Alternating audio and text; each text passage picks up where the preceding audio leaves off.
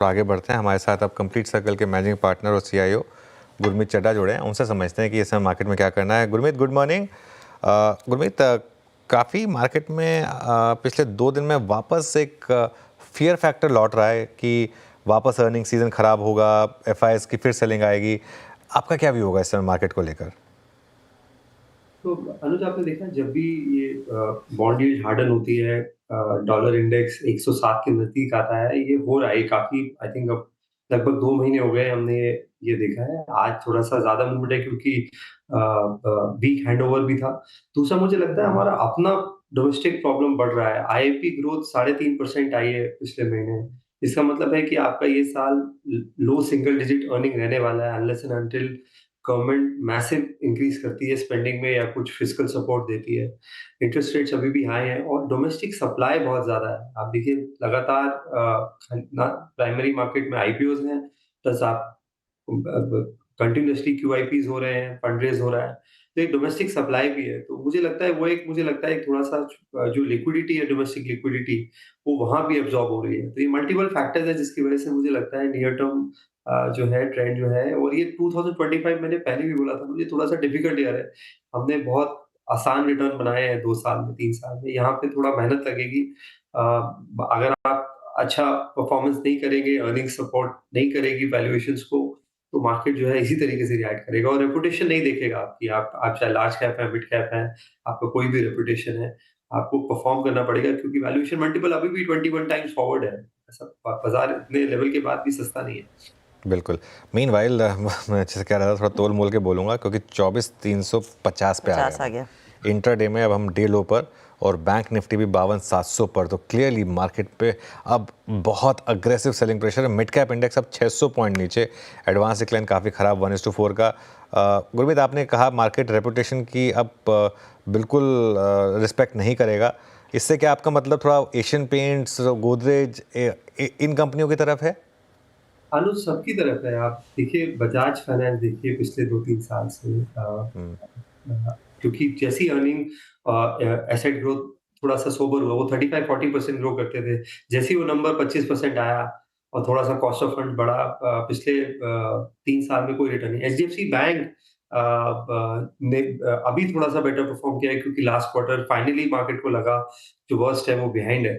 तो हमने देखा कि बैंक में थोड़ी-सी स्ट्रेंथ आई है। तो ये सबके लिए है। ये बहुत सारे मिड कैप काउंटर्स के लिए भी है। आप ऑटो में देखिए, सोना बीएलडब्ल्यू देखिए, डार्लिंग था, मदरसन सुमी ग्रुप जो है ऑटो सेक्टर में एक वन ऑफ द। तो ये हर जगह है। मैं पर्टिकुलर उसको नहीं पॉइंट आउट कर रहा हूँ क्योंकि वैल्यूएशंस हाई है।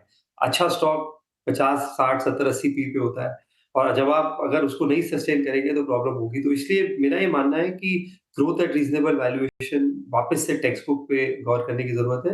दूसरा जो मुझे लगता है कि थोड़ा-सा आपको अपकमिंग ट्रेंड्स देखने चाहिए। थोड़ा-सा व्यू लंबा रखें कि निफ्टी 2-3 साल में कैसा दिखेगा, फोकस कहाँ पे आ रहा है। आई थिंक वहाँ पे अगर हम ज़्यादा फोकस करेंगे तो बेटर अपॉर्चुनिटीज़ दिखेंगी मार्केट। एक डेटा पॉइंट ये कह रहा है कि ये फार्मा स्टॉक्स में कुछ थोड़ी बहुत कैपिटल गुड स्टॉक्स में दिग्गज फंड्स की खरीदारी हो रही है। अब इस तरह का मार्केट में हाल रहा तो अपॉर्चुनिटी कहाँ ढूंढनी चाहिए गुरमीत? क्योंकि अब तक एक क्लीन राइड देखने को मिल रही थी। मार्केट जब तक चल रहा था तो सबके मजे थे। अब actually is the test of patience and कि आपकी कितनी हिम्मत है गिरते बाजार में पैसे लगाने की। वो कहाँ अपॉर्चुनिटीज ढूंढी जाए और किस तरह की अपॉर्चुनिटीज पर फोकस किया जाए? तो हेल्थ केयर में शुरू से बड़ा कंस्ट्रक्टिव रहा हूँ। एक जो स्पेस हमें शुरू से पसंद है वो कॉन्ट्रैक्ट मैन्युफैक्चरिंग है, सीडीएमओ और सीएमएस है। यहाँ पे आप देखिए ये मार्केट ही लगभग 100 से 200 बिलियन डॉलर की तरफ जाएगा अगले 5-6 साल में। और बायोसिक्योर एक्ट में डिले हुआ हो वो अलग बात है, बट एक जो ट्रेंड है सप्लाई चेन का, वो चाइना प्लस वन है वहाँ पे, और चाइना का शेयर बहुत बड़ा है। वहाँ की अगर आप कंपनीज देखेंगे लॉन्जा वगैरह, तो वो 5 बिलियन 6 बिलियन डॉलर्स करते हैं। हमारी कंपनीज 1/4 1/5 भी नहीं है उस साइज के। तो आपको मॉलिक्यूल वाइज जाना पड़ेगा। जैसे अगर आप इग्लोरिस लैब्स है जो हमारे पोर्टफोलियो में, जो बहुत अच्छा नहीं किया है कुछ समय से, बट अगर आप देखेंगे तो उनके करीबन 19 जो सीएमएस मॉलिक्यूल्स हैं वो कमर्शियलाइज होने के चांसेस है। 7 मॉलिक्यूल्स फेज 3 में है। न्यूलैंड में हमने देखा जो टॉप 10 कमर्शियल मॉलिक्यूल्स है उनका कोई कॉम्पिटिशन नहीं है 2030 तक। कोई ओवरलैपिंग कंपटीशन है, इसलिए न्यूलैंड लैब्स ने बहुत अच्छा किया और उनका फोकस बढ़ता जा रहा है। वो प्राइम से स्पेशलिटी एपीआई का वेटेज बढ़ रहा है और उधर सीडीएमओ का भी मार्केट शेयर बढ़ा है। लॉरस में भी आप देखिए लगभग 50% अब सीडीएमओ हो गया है। एक समय 70% सिर्फ एआरवी एपीआईज पे फोकस था। तो आपको मॉलिक्यूल वाइज कौन से मॉलिक्यूल फेज 3 में है, कितना कमर्शियलाइजेशन होगा, कितना उनका जो यूनिट है वो कित परसेंट कैपेसिटी पे रन कर रहा है, बहुत टेक्निकल स्पेस है। तो अगर आप एक्सपर्ट्स की हेल्प लेंगे तो अच्छा रहेगा। मुझे लगता है कि बहुत सारे फार्मा जो एफएमसीजी की तरह करते हैं, जैसे आप देखिए एफडीसी है, इलेक्ट्रॉल हम यूज़ करते हैं। जो जो कंज्यूमर हेल्थ सेगमेंट है, वो हमें पसंद है। मैनकाइंड फार्मा हमारी मेरी पसंद रही है, हालाँकि डिस्क्लेमर देना चाहूँगा, हमारी कंपनी को इन्वेस्टर भी हैं। तो जहाँ पे आप इंडिया में प्रिस्क्रिप्शन से बिकता है pharma, which is like FMCG. तो आप जहाँ पे ब्रांड स्ट्रॉन्ग होगा, कंज्यूमर हेल्थ पोर्टफोलियो अच्छा करेगा, वो अच्छा लगता है। हमें एक वुमेन फर्टिलिटी और वुमेन हेल्थ केयर सेगमेंट में हमें लगता है कि काफ़ी स्कोप है। तो ये सेगमेंट्स पे हम फार्मा में फोकस करें। ओके, तो कुछ फार्मा में अलग आइडियाज़ पर फोकस कर रहे हैं गुरमीत, शायद वहाँ पर अपॉर्चुनिटी ढूंढी जाएगी। गुरमीत, हम सुबह से बात कर रहे थे कि भारती थोड़ा सा रेजिलिएंट है। कल ऑफ कोर्स जियो की तरफ से वो अपडेट आया कि जैन ऑनवर्ड्स एक स्पेशल प्राइस पैकेज इन्होंने अनवेल किया है। ये जहाँ इस पर्टिकुलर क्वार्टर में हमने देखा है मार पड़ी है सब्सक्रिप्शंस पर और ओवरऑल बिजनेस पर, कंसिडरिंग बहुत सारे लोग बीएसएनएल की तरफ गए। ये टैरिफ हाइक की थ्योरी कितनी आगे काम करेगी, या फिर अब तक वो मार्केट ने पचा ली है और आगे ऑफ कोर्स नए ट्रिगर्स डेटा के बेसिस पर ये कंपनियां कितना कमा पाती हैं वो ज़्यादा इंपॉर्टेंट रहेगा? आई थिंक कॉम्बिनेशन है। मुझे लगता है जो चर्न हुआ है लोअर एंड पे हुआ है, तो इतना ज़्यादा उसका इम्पैक्ट वो हेल्दी है लॉन्ग टर्म में। और जो अगला ग्रोथ लीवर है, जैसे मैंने बोला, मुझे वाई-फाई सेगमेंट लगता है, क्योंकि अभी आप देखिए 2 से सवा 2 करोड़ घरों में ब्रॉडबैंड कनेक्शन है। इंडिया में करीबन 23-24 करोड़ हाउसहोल्ड है। तो ये कनेक्ट, क्योंकि जो मंथली सब्सक्रिप्शन है इसका वो 1000-1500 रुपए है। तो जैसे-जैसे ये नीचे आएगा, इसमें अगर प्रीपेड शुरू होता है या डिस्रप्शन होता है, तो ये स्पेस बहुत फास्ट ग्रो करेगी। थोड़ा-सा मुझे लगता है कि स्टारलिंक का और ये जो न्यूज़ था मार्केट का ओवरऑल, उसके आने से भी मुझे लगता है भारती और उसपे थोड़ा-सा प्रेशर आया है।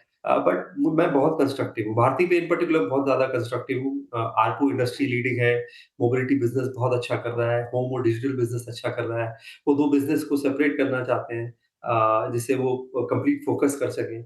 और एक प्रीमियम इमेज है भारती की। पहला कनेक्शन जो होता है, अगर आप देखेंगे स्पेशली जो अफ्लुएंट सेगमेंट में है, वो भारती होता है। और आगे इसमें जो इसकी जो पूरी वैल्यू चेन है, जो डिजिटल इंफ्रास्ट्रक्चर की वैल्यू चेन है, वहाँ पे हम और ज़्यादा बुलिश हैं। जैसे तेजस है, टेलीकॉम इक्विपमेंट मेकर्स हैं। यहाँ पे चाइना प्लस वन और बड़ा होगा। मतलब क्योंकि चाइनीज़ कंपनीज़ का इश्यू रहा है सर्विलेंस और स्नूपिंग को लेके। तो जो जैसे बहुत सारे अफ्रीकन नेशंस हैं, अभी भी 3G पे हैं। तो बहुत बहुत ज़्यादा जो 5G का इक्विपमेंट एक्सपेंशन है, सॉफ्टवेयर है, जो पूरी वैल्यू चेन है डिजिटल इंफ्रास्ट्रक्चर की, वहाँ पे हम काफ़ी कंस्ट्रक्टिव। क्विक कॉमर्स में अब क्या भी होगा आपका Gurmeet ji? Food delivery, quick commerce, Zomato, Swiggy, क्योंकि अब कंपटीशन काफ़ी बढ़ रहा है। सवाल ये है कि क्या सभी पैसा बनाएंगे और स्टॉक्स पर क्या भी होगा? अनुज, इसमें मैं फर्मली बिलीव करता हूँ विनर टेक्स ऑल। सब पैसा तो नहीं बना सकते, पर ये है कि अमेज़न के आने से थोड़ा वॉचफुल होना पड़ेगा कि जो उनका तेज़ वाला जो उनका प्लेटफ़ॉर्म है, अभी बिग बास्केट ने डार्क स्टोर्स की अनाउंसमेंट करी है। बट जो हम बात करते हैं, मेरे काफ़ी सारे क्लाइंट्स हैं जो लीज़ आउट कर रहे हैं स्पेसेस, स्विगी और ज़ोमैटो को। तो मुझे लगता है कि ब्लिंकिट को थोड़ा-सा एक एडवांटेज है। अगर आप एवरेज ऑर्डर वैल्यू देखें उनकी, तो वो डबल है नियरेस्ट कॉम्पिटिटर से। Number of orders already 10 lakh हो गए हैं अनुज। प्लस जो उनका डिस्ट्रिक्ट ऐप है, जो आउट ऑफ होम कंजम्पशन है, वहाँ पे मुझे लगता है कि और फोकस आएगा, वो और ऐड करेगा। और एक बार आपका प्लेटफ़ॉर्म बन जाता है, तो मल्टीपल यूज़ केसेस बनते हैं। ज़ोमैटो के पास अमेजिंग एनालिटिक्स है और वो क्या करते हैं, इस 8-9 करोड़ यूनिक यूज़र्स हैं। नंबर ऑफ एसआईपी यूज़र्स से ज़्यादा है ज़ोमैटो में नंबर ऑफ यूज़र्स। तो मुझे लगता है कि ब्लिंकिट, मुझे लगता है कि लीड करेगा इसमें। बट क्योंकि आपको पूरा सेक्टर अच्छा लगता है, तो हमारा थोड़ा एक्सपोज़र स्विगी में भी है। हम और भी प्लेटफ़ॉर्म्स को स्टडी करें। अभी ब्रिक बास्केट ने अनलिस्टेड मार्केट में मनी रेज़ किया है, करीबन 27,000 करोड़ के मार्केट कैप है, जो कि काफ़ी रीज़नेबल, लगभग 1/5 है ब्लिंकिट की वैल्यूएशन पे। तो ये स्पेस इंटरेस्टिंग है। लिस्टेड स्पेस में भी हमारे पास ज़ोमैटो में हमारा मैक्सिमम वेटेज है, पोर्टफोलियो में लगभग 4%। बिल्कुल। मीनवाइल निफ्टी 24,300 के भी करीब आया, तो अब 20 डे के नीचे हम ट्रेड कर रहे हैं। बैंक निफ्टी पर भी वो लेवल ऑलमोस्ट आ चुका है 52,600 पर, तो 52,550 का वो लेवल था। तो आज की वीकनेस काफ़ी बढ़ रही है। और मिड कैप इंडेक्स अब देखिए आप, हम धीरे धीरे बढ़ रहे हैं ऑलमोस्ट 1000 पॉइंट की डिक्लाइन की तरफ। 750 तो हो चुका है यहाँ पर, 1.25% नीचे इस समय आपको मिड कैप इंडेक्स दिखाई देगा। एडवांस डिक्लाइन लगातार 1:5 का बना हुआ है। तो खैर काफ़ी सेलिंग प्रेशर है। गुरमीत, ये जो angel one, BSC, CDSL, camps, इनमें प्रॉफिट बुकिंग का टाइम है या ये स्ट्रक्चरल रन आगे भी कंटिन्यू करेगा? अगर अगर ये पोर्टफोलियो में 10% क्रॉस कर गया है वेटेज पर्टिकुलर स्टॉक, तो थोड़ा-सा अनुज डेफिनेटली रीबैलेंसिंग कर सकते हैं। मुझे ऐसा लगता है कि कैश में शायद अभी भी और लेग्स हैं। रीज़न बीइंग कि आप देखिए ये मार्केट शेयर गेन कर रहा है। टॉप 7 म्यूचुअल फंड्स जो है उनसे बैंक कर रहे हैं, प्लस उसका जो नॉन एमएफ रेवेन्यू है, एमएफ रेवेन्यू अभी 80% है। जो नॉन एमएफ रेवेन्यू है और कैम्स ने बहुत इन्वेस्टमेंट किया है टेक्नोलॉजी में, चाहे वो केआरए रिलेटेड है, इंश्योरेंस डिपॉजिटरी रिलेटेड है, कैम्स 360 है। तो वो इन्वेस्टमेंट्स मुझे लगता है जो टेक में है वो आगे प्ले करेगा। तो और ग्रोथ लीवर्स जो है इसमें आ सकते हैं और इंडस्ट्री 18-19% से ग्रो कर रही है। तो जैसे-जैसे इंडस्ट्री ग्रो करेगी, थोड़ा-सा रीनेगोशिएशन होता है प्राइसिंग को लेके, क्योंकि और इसमें mark to market play important है। तो जितना मार्क टू मार्केट बढ़ेगा उतना रेवेन्यू पे ज़्यादा इम्पैक्ट पड़ेगा कैम्स की। तो हमें कैम्स पसंद है और हमने अभी मोतीलाल ओसवाल हमने पोर्टफोलियो में ऐड किया है, क्योंकि वहाँ मल्टीपल प्ले है, ब्रोकिंग प्ले है, वेल्थ मैनेजमेंट बिज़नेस उनका अब अच्छा करने लग गया है और साथ में जो एसेट मैनेजमेंट बिज़नेस है उसका AUM लगभग 40,000 करोड़ क्रॉस कर गया है और पूरा इक्विटी बेस है, डेट का बेस बहुत कम है। तो उनका जो स्प्रेड है इक्विटी एसेट्स पे लगभग 70-80 पैसा है, ज़्यादा है वीज़-अ-वीज़ अदर जो AMCs हैं और वैल्यूएशन वाइज़ काफ़ी काफ़ी कम्फर्ट देता है। और एक उनकी हाउसिंग फाइनेंस कंपनी थी जिसमें स्ट्रेस था, वो आउट ऑफ द वुड्स है। तो ओवरऑल हमें मोतीलाल ओसवाल ज़्यादा पसंद है इस स्पेस में। गुरमीत, बैंकों पर क्या रणनीति होनी चाहिए, क्योंकि हाल फिलहाल में जो मार्केट पे पुल बैक आया उसमें बड़े पैमाने पर HDFC बैंक लेड वो तेजी देखने को मिली थी। परहैप्स वो MSCI रीजिग के चलते था, लेकिन आज फिर यही, इनफैक्ट कल दोपहर से वो बिकवाली की पोजीशंस फिर से थोड़ी सी इंटेंसिफाई होने लगी हैं। तो स्टांस क्या रहेगा बैंकों में, जहां पर होप बहुत ज़्यादा है कि शायद फरवरी में या फिर उससे पहले अगर गवर्नर साहब कुछ थोड़ा सा तोहफा देना चाहते हैं और कुछ सरप्राइज लेकर आना चाहते हैं अपने कार्यकाल को संभालते ही, एक रेट कट आ सकता है?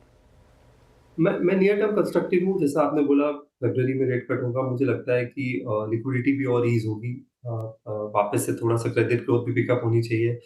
तो मैं कंस्ट्रक्टिव हूँ, लेकिन अगर आप लंबा समय देखेंगे हर्षदा जी, मैंने पहले भी बोला है कि इंडिया यूएस को फॉलो करता है 10-15 साल के लैग के बाद। आप 2000 पिछले बुल रन में देखेंगे तो फाइनेंशियल्स का वेटेज S&P 500 में 35% था और टेक का वेटेज 13-14% था। आज अगर आप देखेंगे S&P 500 तो टेक का वेटेज 40% है, फाइनेंशियल का वेटेज काफ़ी कम हुआ है। तो अगर आप थोड़ा-सा लंबा सोचेंगे यहाँ से 5-7 साल, तो फाइनेंशियल का वेटेज जो 33-35% है पोर्टफोलियो में, ये कम होगा। मैं नहीं बोलता हूँ कि 15-20 होगा, बट तो हम नियर टर्म में कंस्ट्रक्टिव हैं क्योंकि वैल्यूएशन रीज़नेबल है, रेट कट्स हैं, मल्टीपल ट्रिगर्स हैं। बट अगर आप 3-4 साल का व्यू देंगे तो आपको बैलेंस करना पड़ेगा बैंक्स को कैपिटल मार्केट प्लेस के साथ और डिजिटल फिनटेक प्लेस के साथ, और पूरा वेटेज बैंक्स पे कम रखना पड़ेगा। ये मेरा लंबा व्यू है, शॉर्ट टर्म व्यू में मैं पॉजिटिव हूँ। स्पीच मार्केट की हालत आपके लिए स्क्रीन पर लेकर आएंगी।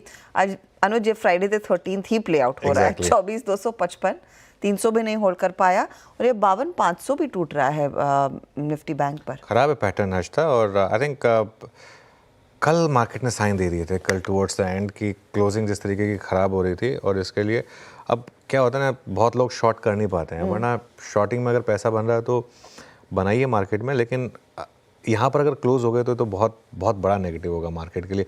आई थिंक आज मार्केट वापस वो रिस्क ओपन कर रहा है कि जो रैली हुई थी वो आखिरकार एक काउंटर ट्रेंड रैली ही थी और शायद एक फ्रेश तेज़ी की शुरुआत नहीं थी। और वो पिक्चर अगर बचा के रखी हो तो वो वापस लेकर आइए। आज वाकई में ये Friday the 13th play out हो रहा है एक हॉरर मूवी की तरह। आज का जो ट्रेड है ना, वो हॉरर मूवी की तरह है। हम बात करते हैं और इस बीच में अभी बात हो रही थी 24,350 की जस्ट 5 मिनट पहले, और अब 24,250 की बात हो रही है। और बैंक निफ्टी देखिए, जैसा आपने कहा 52,550 के नीचे क्लियरली। गुरमीत, हाइडिंग स्पेसेस कहाँ ढूंढें इस मार्केट में फिर? अनुज, मुझे नहीं लगता हाइड करने की ज़रूरत है, कंस्ट्रक्टिव होने की ज़रूरत है। ऐसा कुछ नहीं हुआ है कि और ये मैं भी 1 साल का निफ्टी का रिटर्न देख रहा हूँ, आज के ड्रॉप के बाद 16% है, निफ्टी मिड कैप 30% है। तो मुझे लगता है ये मौके होते हैं, मैंने ये 23,500 पे भी बोला है, मैं शायद 24,500 पे भी बोल रहा हूँ। मुझे नहीं लगता कि कोई वो है, बट ये है कि ये जो हमें आदत पड़ गई है 30-40% रिटर्न की, वो मुझे लगता है एक बड़ा रिस्क है। तो थोड़ा आपको रिटर्न एक्सपेक्टेशन रीसेट करना है, थोड़ा मेहनत करनी है स्टॉक पिकिंग पे, और 2-3 साल के ट्रेंड में कोई प्रॉब्लम नहीं है, और इस टाइम करेज चाहिए होती है थोड़ा-सा, और यही डिफरेंशिएट करता है आप 12-14% बनाते हैं इक्विटी में या 18-20% बनाते हैं। आप इस फेजेस में क्या करते हैं डिटरमाइन करता है आप इक्विटी में कितना अल्फा जनरेट करते हैं। तो कंस्ट्रक्टिव रहिए, स्टैगर्ड वे में इन्वेस्ट करिए, और मुझे मुझे ऐसा लगता है कि बजट के बाद मार्केट में और जिस हिसाब से स्पेंडिंग बढ़ेगी नए साल में, बाजार सरप्राइज करेगा अगले क्वार्टर में। मैं डोमेस्टिक पैरामीटर्स पे फोकस कर रहा हूँ। हमारा अपना प्रॉब्लम है, आईपी नंबर स्लो है, जीडीपी ग्रोथ स्लो है, अर्निंग्स वीक है, एफआईआईस को ब्लेम करने का कोई फायदा नहीं। एफआईआईस को ब्लेम ना करें, हमारी खुद की इंटरनल्स भी थोड़ी सी डगमगाई हैं, जिसके चलते था प्रेशर रहेगा। तो ये क्या एक और क्वार्टर तक अर्निंग्स वीक रह सकती है अब, क्योंकि एफएमसीजी चीख चीख के वही कह रहा है कि स्थिति वापस नहीं लौट रही है, ऑन ट्रैक नहीं आ रही है। एफएमसीजी मुझे लगता है कि थोड़ा स्लो डाउन है अर्बन कंजम्पशन में, बट रूरल पिकअप हो रहा है, तो एक मुझे लगता है वो एक सिल्वर लाइन है इस पूरे स्पेस में। हमने वो देखा, टू व्हीलर सेल्स देखिए आप बहुत अच्छी है, ट्रैक्टर सेल्स रीजनेबल है, सोइंग बहुत अच्छी हुई है क्रॉप की, और गवर्नमेंट स्पेंडिंग में अब थोड़ा पिकअप दिख रहा है। आज भी डिफेंस ऑर्डर हुआ है, रोड कॉन्ट्रैक्ट्स में वापस से थोड़ी तेजी देखने आई है। तो मुझे लगता है अब डोमेस्टिक इनिशिएटिव बहुत इंपॉर्टेंट है, गवर्नमेंट को फिस्कल बूस्ट देना पड़ेगा, सारी रिस्पॉन्सिबिलिटी आरबीआई की नहीं है। आई थिंक थोड़ा-सा हमें फिस्कल बूस्ट इकोनॉमी को देना पड़ेगा, जबकि स्पेशली आप वर्ल्ड में देखिए, वहाँ यूएस में कॉर्पोरेट टैक्स 15% करने की बात हो रही है। तो अगर हम डोमेस्टिक स्टिमुलस देंगे और ग्रोथ को चांस देंगे, 5.5% ग्रोथ पे आप 21-22 के मल्टीपल को सस्टेन नहीं कर पाएँगे मिस्टर अली। तो डोमेस्टिक ट्रिगर्स मुझे लगता है आएँगे, आपको रिस्पॉन्स मिलेगा फिस्कली भी, बजट में शायद उससे पहले भी, वो मुझे लगता है बाजार को ड्राइव करेगा। नियर टर्म में मुझे लगता है जो अर्निंग्स जहाँ पे अच्छी लाने की है, बैंक्स अच्छा अर्निंग करेंगे, डिफेंस ऑर्डर्स में वापस से तेजी आई है। तो जहाँ बीटन आउट डिफेंस नेम्स हैं, उस पे आप थोड़ा-सा फोकस करिए, और आईटी पे फोकस करिए। मुझे लगता है आईटी में यूएस लेड रिकवरी आपको थोड़ा लंबा वापस से री-रेटिंग होने के चांसेस हैं आईटी स्टॉक्स के। ऑल राइट, गुरमीत जी बहुत बहुत शुक्रिया आज हमारे साथ जुड़ने के लिए और हमसे बात करने के लिए। मार्केट डे लो पर छोड़े जा रहे हैं हम 24,250 पर निफ्टी, मिड कैप इंडेक्स अब ऑलमोस्ट 850 पॉइंट नीचे, एडवांस डिक्लाइन 1:6, बैंक निफ्टी भी 700 पॉइंट नीचे 20 डे में। और आज मार्केट में छुपने की कोई जगह नहीं है, आज सारे सेक्टर्स रेड में है, कोई एक सेक्टर भी नहीं है जहां जिसको देखकर आप कह सकें कि पॉजिटिविटी है। हर्ष और मैं आपसे विदा लेंगे और इस ब्रेक के बाद कंचन और आशीष लेकर आएंगे ट्रेडर्स हॉटलाइन।